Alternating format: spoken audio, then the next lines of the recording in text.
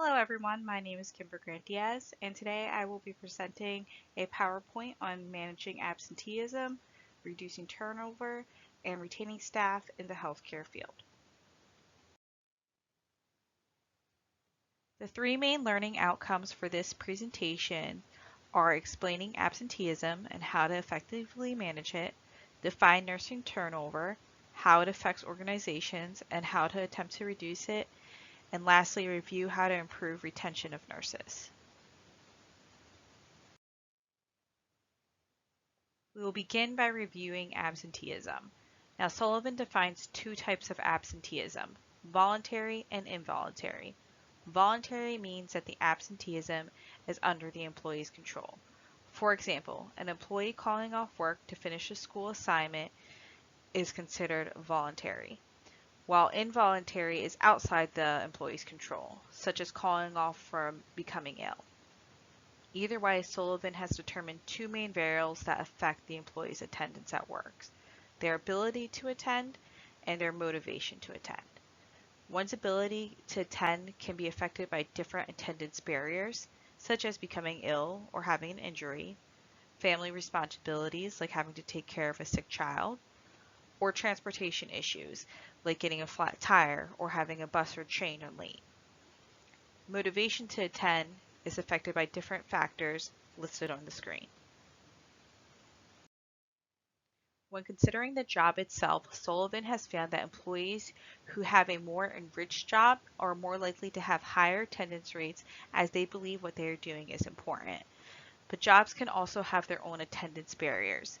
Physically demanding jobs can lead to absenteeism due to injuries, while jobs that expose employees to contagious illnesses, such as nurses working on COVID units, might see an increase in call-offs due to sickness. Organizational practice includes rewarding and punishing attendance and absenteeism, and it can also help influence employees' ability to attend work by offering different programs such as childcare, assistance programs, and wellness programs. Absentee culture is the general attitude towards tolerance of absenteeism. Now, organizations may be able to influence this by having attendance policies in place, but the absence culture often varies from unit to unit, as some units are more tolerant of call-offs while other units are not. Nurse managers have the ability to influence the attendance motivation and the absence culture of their unit, as they often determine what organizational practices are enforced. Managers who support and consult their staff often have units with higher attendance rate and lower absentee rates. And lastly, personal characteristics are always considered. An employee's attitude, values, and goals affect their motivation and satisfaction of their work. Thus, an employee who is unmotivated or dissatisfied is more likely to call off and abuse sick time, while an employee who is motivated and maybe like seeking a promotion is more likely to not call off and not abuse sick time. As one of the most common issues in staffing, absentees can lead to a variety of problems on a nursing unit, which all kind of tie together with one another. Anytime there's a call off and if the employee cannot be replaced, it can lead to an increased workload for all the other floor staff on the unit. This increased workload can cause safety concerns and put patients at risk as nurses and aides are spread more thinly across the unit. And as call-offs continue or become more frequent, it can cause conflict and resentment between coworkers. All of this can lead to burnout, especially for those who are picking up the extra workload, working longer hours, or working more shifts to cover the call-offs. Overall, absenteeism dampens team morale on a nursing unit. There are several ways nurse managers and organizations can help manage absenteeism in their healthcare facility. Sullivan recommends that managers try to enrich staff nurses' jobs by increasing responsibility, adding variety or challenges to keep employees more engaged. Organizations can help reduce job stress by providing information to the staff in a timely and satisfactory manner. They can also reduce job stress by providing services such as childcare or tuition reimbursement. Creating a positive absent culture by making the norm excellent attendance also reduces absenteeism, and managers can do this in several ways. First, by role modeling, making sure they're present themselves. Staff will more likely follow them in their footsteps. And also, Ticharel et al. States that recognizing and rewarding good attendance can improve absent culture on a unit. Nurse managers should also consider absenteeism during their hiring considerations by attempting to select employees who appear that they would be satisfied and committed to their job, and organizations should allow for advancement opportunities to increase employee motivation. As mentioned previously, Sullivan expressed managers who consult and support their staff often have low absentee rates, and Ticharel et al. Explains that safe ratios for nurses um, not only reduce their workload, but also decreases fatigue and burnout, which are what can increase nurse absenteeism. So managers should always attempt to provide adequate staffing for their units. And lastly, enforcing organization absentee policy also enforces the absent cultures by carrying through on employee discipline when there's attendance problem. We will now review turnover. So similar to absenteeism, Sullivan defines turnover as voluntary or involuntary. Voluntary being when an employee leaves on their own accord, while involuntary is when an employee is terminated. Sullivan further states that there's two interrelated factors that affect nursing turnover rate: the economy and market opportunities. More healthcare organizations tend to have more staff when the economy is strong and less during a recession. Recessions are often equated with lack of opportunities, and organizations may also attempt to cut staff in order to save financially. While during a robust economy, there's normally more market or job opportunities for staff available. And there's always a cost for turnover. When considering the direct costs, you have to think about organizations having to pay to hire and train new employees. But during this, there can also be staff costs as well. While it takes time to hire and train new employees, current staff have to cover the openings, filling the holes, which can both be mentally and physically straining. And if these positions are left open too long, it can cause these employees to leave, increasing turnover. Organizations can help combat this with direct dollar costs as well by paying outside agencies to help alleviate the stress for current nursing staff. Now let's move on to why turnover occurs. Turnover is such a significant issue in nursing care to date. According to Lee and Kim, in 2019, the nursing turnover rate was 17.2%. There are several factors that lead to turnover. After their research, Lee and Kim have divided it into four main subdivisions: job satisfaction, interpersonal relationships, work environment, and personal needs. Job satisfaction is closely interlinked with interpersonal relationships and work environment. We have touched base before that employees' attitudes, values, and goals have a direct link to their motivations. So these must all be in line for employees to truly have job satisfaction. Lee and Kim found that many nurses who left their job had an issue with interpersonal relationships, either not getting along with or having problems with managers, supervisors, providers, or other coworkers. Work environment also affects turnover rates. When there's not adequate staffing, nurse-to-patient ratios increase, causing an increase in workload. Increase in workload directly leads to increase in stress, mentally and physically, thus having higher turnover rates. Lee and Kim also identified that increase in stress comes from patients and their families. Nurses are the ones at the bedside taking direct care of their patients and also have direct interaction with patients and their families.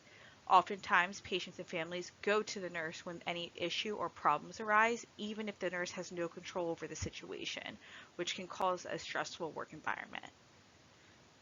Nurses also leave jobs for personal reasons, such as having children, or if their parents fall ill and they want to move closer to help take care of them, or if they attain a higher degree and want to pursue equivalent work to that.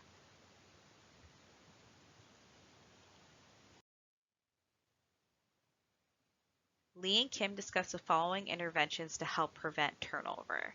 First, new nurses that were provided adequate training and an orientation process voiced a desire to stay with an organization compared to nurses who did not, as they felt more comfortable starting their careers.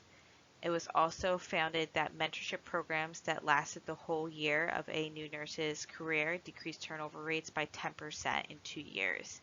These nurses felt more supported and comfortable as they had a consistent person to go to ask questions. Lee and Kim also stressed that the nurse manager should regularly converse with staff to help identify any conflicts with interpersonal relationships, whether it be nurse to nurse to provider, nurse to supervisor. Managers should always help try and resolve these conflicts, encourage good open communication, and help facilitate mutual respect among everyone, increasing interpersonal relationships in the unit. Adequate staffing and proper nurse to patient ratios not only allows nurses to do more patient focused cares, but it also deletes the workload and stress placed on a nurse. But it's important to remember that despite these interventions, not all turnover can be prevented. As stated before, some nurses leave for personal reasons like having children, and even some turnover might not be undesirable. According to Sullivan, if a nurse who was a poor performer or had a toxic personality left, it might actually improve the overall morale and work environment on a unit.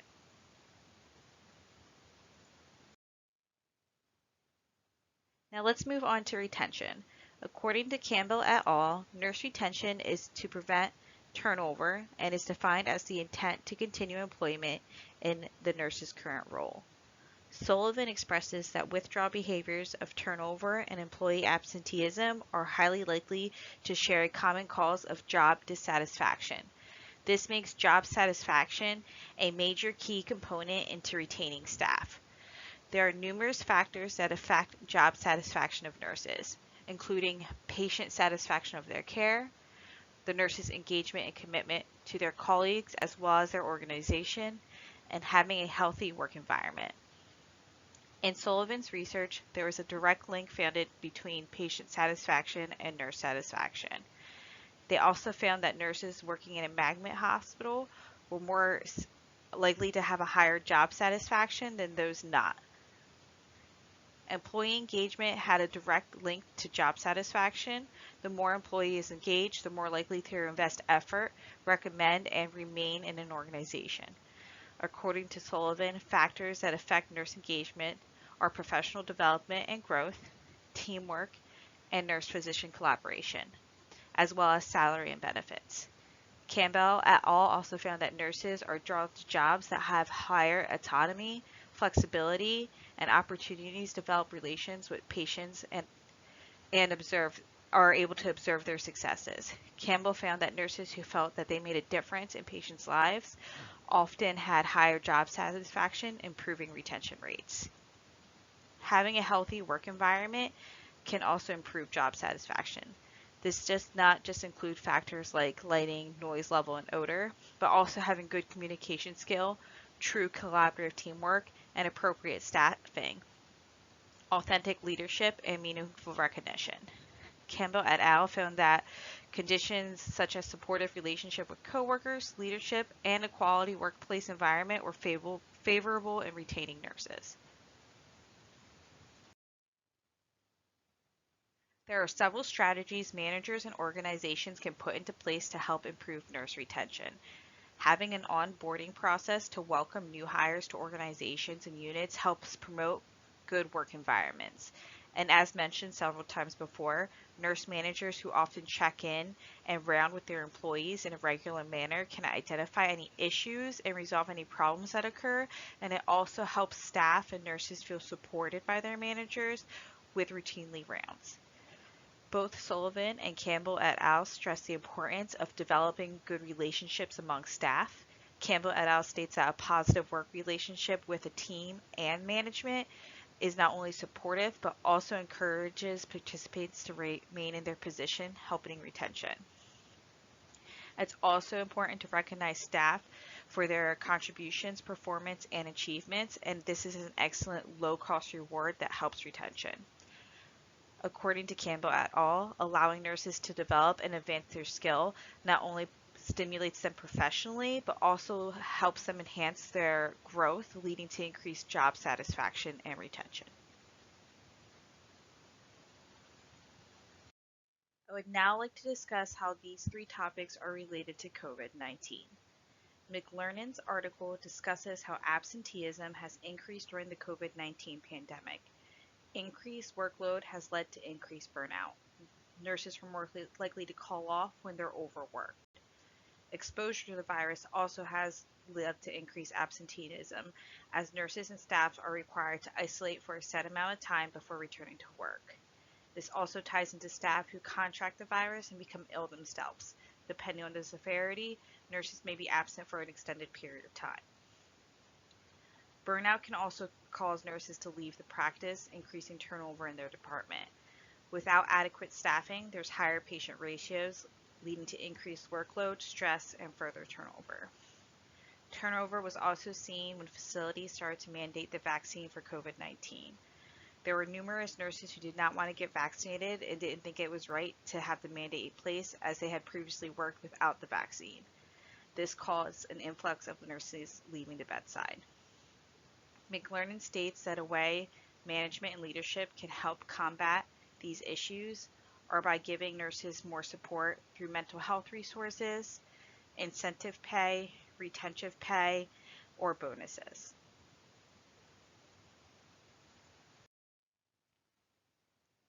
Following is a short news broadcast about burnout and staffing shortages with nurses during COVID-19. Although it is a couple months old, I feel like it is still relevant to what is occurring today. Because I am posting this to YouTube, the video won't automatically play, so you can go ahead and go to the link below to watch it.